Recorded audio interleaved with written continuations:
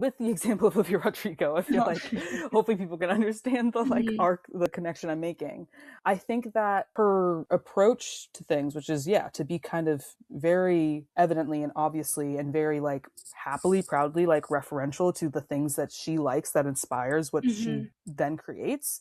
It doesn't make it feel contrived. Like what she does with it is very fresh and still very much imbued with her own spirit and her own like her own artistry. And I think she's just a good example of like that process of being like, it doesn't have to be like you estranging yourself from everything that has like possibly existed for you and like trying to be a something completely new and completely distinct, because that's just like not how that works. And I guess the idea with this like taste discourse is people being like, yeah, but you have to find your own reference points, blah, blah, blah. And I hold that and I respect that and I agree. But I guess I'm really interested in problematizing the originality aspect of it and being overly concerned about being original, because I think it also like feeds into a like mythos of like creativity, that it is something that is like very much for like the extremely gifted few who can like come up with something out of the blue and be like, oh, like I am a complete new thing and I have completely new ideas. That's making me think of the thing where it's like every story has already been told and like every love story is one of three, like where it's Odysseus and Penelope, Romeo and Juliet, or Eurydice and Orpheus. And the way that you're saying this, sorry.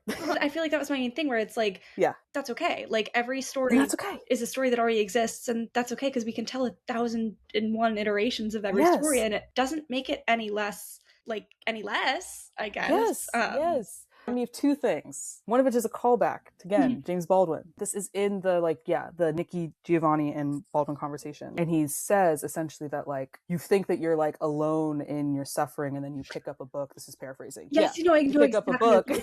You realize that like someone basically has like been through all of this before. And your suffering, which I would also expand to say like your experience is a bridge. It doesn't isolate you. Nothing is truly original. Like nothing is new. Again, it's one of these favorite things that I love to say. Paradox. It still means that you are like somewhat singular, and you can have your own interpretation and your own story, and it like just because someone has told something similar or like that the bones of it already exist doesn't make it any less meaningful and any less true to you or to anyone else. And like the Eurydice and Orpheus and Eurydice, I watched Portrait of a Lady on Fire. I had seen it before and like remembered in the moment that like they do their own version of that. Like they have their commentary and use that as a kind of like organizing like story as well. And I was like brilliant. So yes, to your point, yes.